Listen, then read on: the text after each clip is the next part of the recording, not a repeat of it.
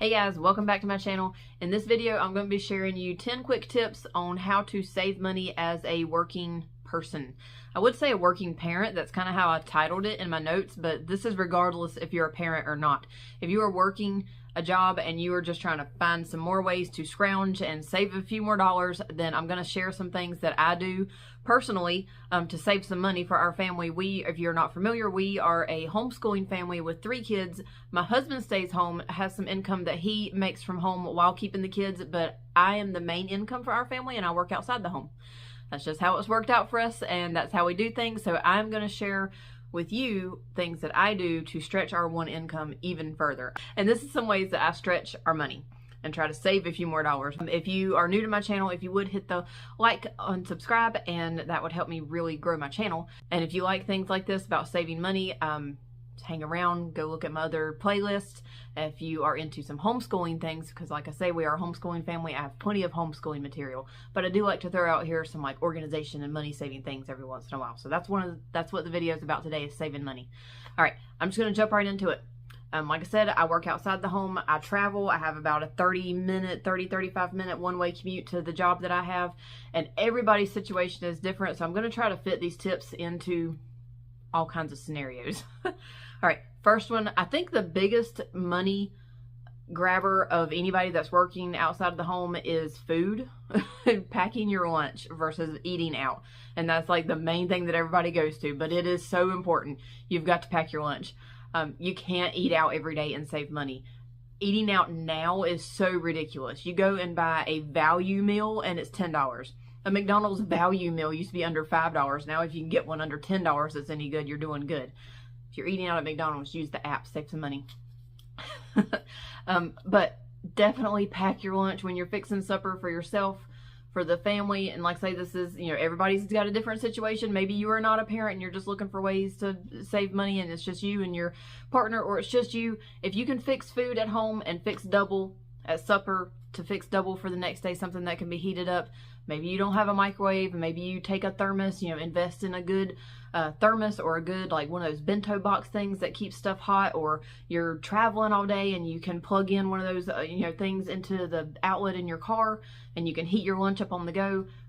If you can, make double. If you can make double of something that's cold, you ain't got to worry about heating it up the next day, whatever your situation is that you eat lunch, whether you're sitting at a desk or working on a construction site or whatever.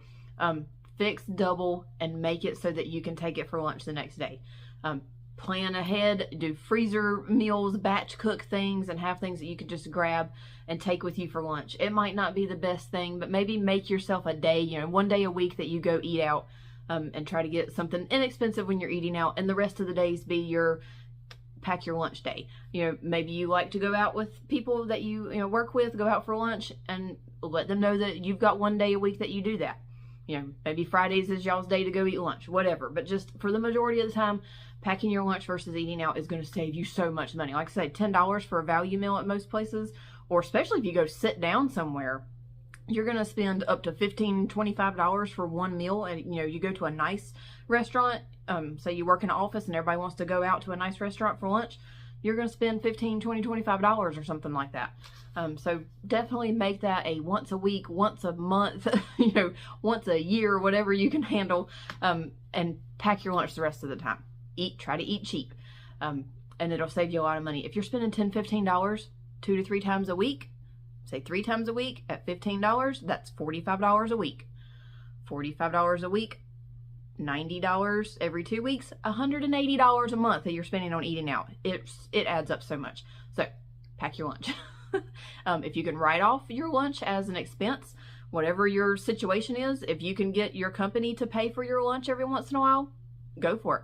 If you are in some sort of position where you need to keep your car looking nice, if you're working an office job or you represent your company out on the field and it's your personal car and the company is not paying for you to keep your car clean, hit the early bird car washes. I've had one that I used to use.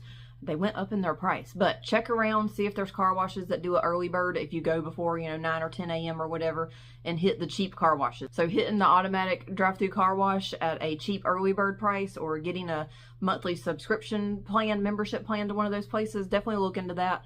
But hit the early bird, hit the places that have the free, vacuuming that come along with the car washes. Something like that, but definitely look for the discounts for the car washes if you have to keep your car clean for your job. Your clothes for working. Check to see, whatever your situation is, check to see if your company will pay for any of your clothes. I worked with animals at one of my jobs, and that company provided our shoes.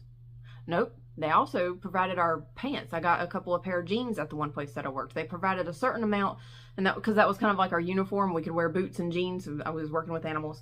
And we got like some shirts, some polo shirts and sweatshirts and things, a couple here and there. But definitely see what your company will pay for. If you need work boots, steel toe work boots, see if they're going to pay for those. Ask, if they don't offer, ask. It's not that crazy to ask. All they can do is say no. If you wear a uniform, ask what the company will pay for. How many sets of uniforms will the company pay for? Get what you can get from the company if they're willing to pay for it. If you work in an office setting where you have to keep up appearances and they do not pay for your outfits, then try to find some good quality pieces that can mix and match. A nice pair of black pants, a nice pair of jeans, a nice dress pants, something in neutral colors that can go with multiple different shirts. Get you some nice neutral colors, like a capsule wardrobe kind of thing. If you're trying to stretch $1, buying clothes is not going to help you, especially buying nice office attire. It's not going to do you no good if you don't go try to find it cheap, because that can really add up. So finding some pieces that will work with multiple outfits. If you don't want to look like you're wearing the same thing every day, definitely make some mix and match wardrobe pieces and look in thrift stores. Try to find something that is discounted. You can find new stuff with tags on it at thrift stores, or closeout things. Look at the discount racks, after seasons or whatever for things. You've got to be creative and try to find these clothes at reasonable prices, and it can get out of control. But that's something that I do personally. I've got like a pair of black pants, pair of nice jeans, pair of jeggings, nice dark wash color that I can wear with, different style shoes, and I can throw, this shirt on with jeans or a black shirt, then switch it up and wear it with a sweater, or, then have those same jeggings that I can wear in the summertime with some short sleeve things. Have pieces like my short sleeve shirts and tank tops and things that I have that I can wear different long sleeve shirts over, and I'm wearing my summer clothes during the winter and nobody knows. So definitely check to see what your company will pay for as far as your clothes, uniform, shoes, whatever. And then other than that, try to find pieces that will mix and match that you can wear multiple times, and make your dollar stretch by being able to wear the same clothes multiple times and nobody knows it. Gas. If you're going to and from work, you are needing fuel. Maybe you got electric and that's a different thing, but I think most of us are still using gas. If you're on electric, maybe you can plug your car up when you're at work if they have charging stations. I don't know, check to see if that's a possibility. But if you're needing to buy gas, like I think the majority of us are, then check to see if your company is going to pay for your gas. If not, if you definitely have to pay for your own gas, you need to scope out the cheapest places. Get the app. I think there's a couple different apps you can use to find the cheapest gas near you, or you can like download. There's apps for specific gas stations. I've got Circle K gas station app on my phone that I use, and I've downloaded it and got the first 5 fill-ups. I think I'm on the 5th one already because I just downloaded it recently. But I got the first 5 fill-ups at 25 cents a gallon off for the first 5 fill-ups. And then there's going to be discounts after that. But, if there's a gas station that is close to you that you are going to use regularly, see if they have an app, save some money with that, or just get familiar with your area. If you travel, city to city, state to state, try to find the cheapest place. If you're traveling from one state that has high gas to another state that has low gas, get the gas in the low state, while you're traveling. Definitely ask if gas is provided by your company if you are traveling for the company. It's not going to hurt to ask. All they can do is say no.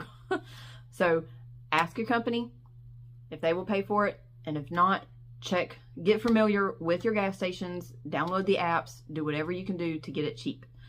Also, if you can help it, if you don't have to have like a work truck, work van, whatever, if you're just driving your personal vehicle, maybe you need to downsize, or if your family can have a second vehicle, get one that's good on gas. I personally drive a Ford Focus at the moment, and it is great on gas. I drive, like I say, about 30 miles one way, so 60 miles a day, round trip for just going back and forth to work, if that doesn't count, you know, me having to run any errands around before or after. So 60 miles a day, and my car gets like 32 miles to the gallon, I think. So I think that's pretty good versus driving an SUV or a truck if you don't have to.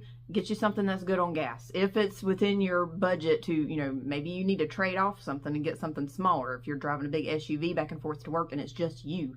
Even if I've got one or two of my kids with me driving my Ford Focus, it's 4 doors, got the back seat.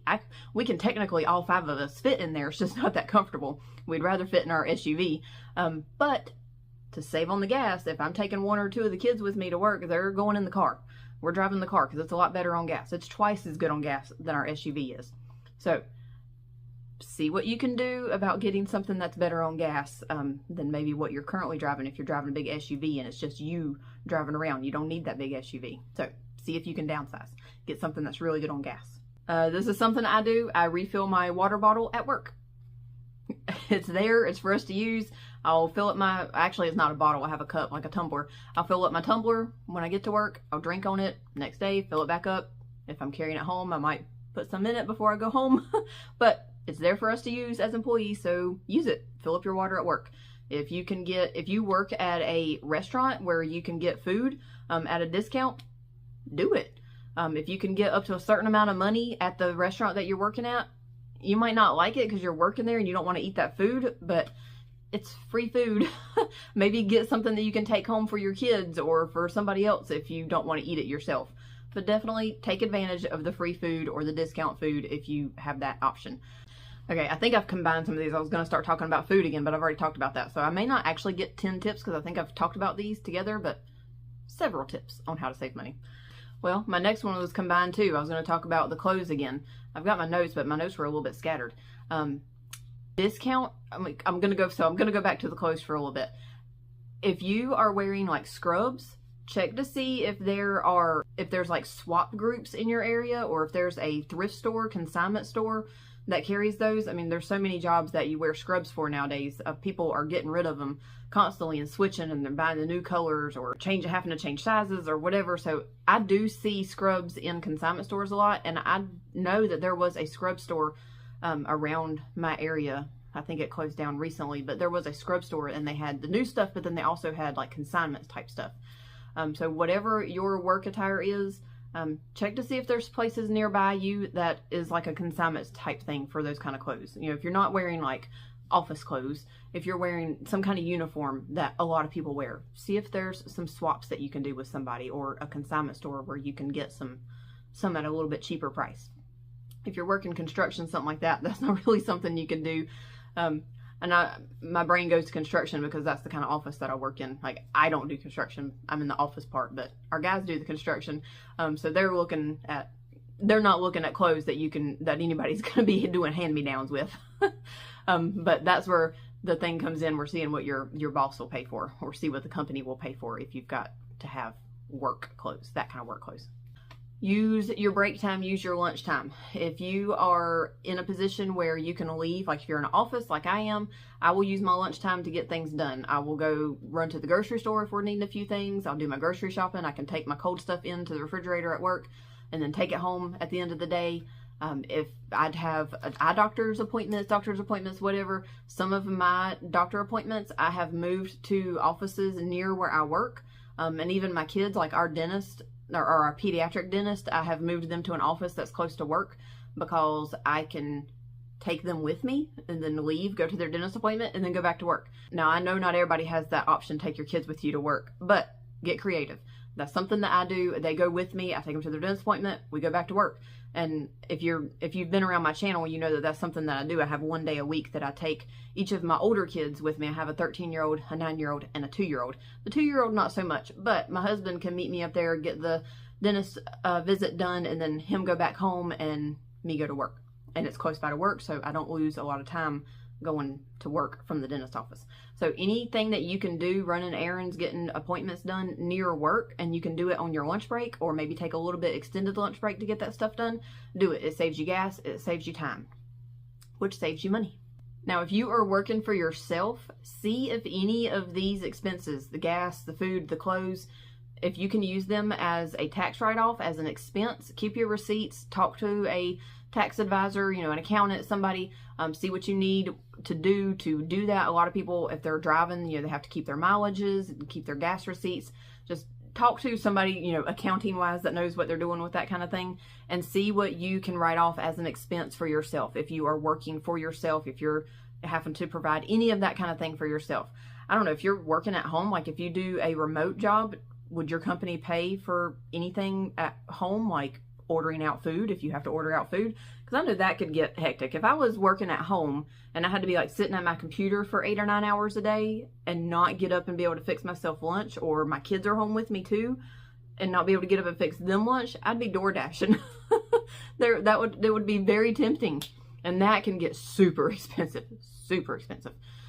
So even if you're working at home for a company, see what they will pay for. See what expenses they will cover even though you're working at home.